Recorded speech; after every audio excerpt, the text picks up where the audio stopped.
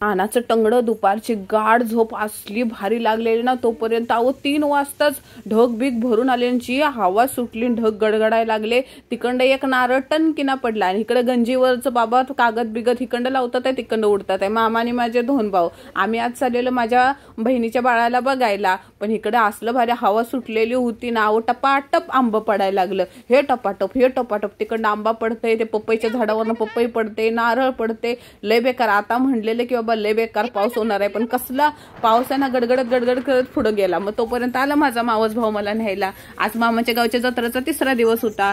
आज पण जत्रा भरलेली होती. मग काय पोराने आज मला पण लुटलं. हे खेळणी घे, ते खेळणी घे, हा ज्यूस घे, तो ज्यूस घे. 1 महिन्याच्या बाळाला पण खुळकुळा घेतला व तेवढाच. आता पोरांना काय माहित, आम्ही लहानपणी 10-10 रुपयासाठी किती रडायचो. 10 रुपये अख्खी जत्रा फिरून यायचो. पण आजकाल 100 रुपयाच्या नोटेत ह्यांचं एकच खेळणं येते. इकडे बाळातीन बाई बसल्या खाली आणि सगळे मंडळी बसलेत वरती.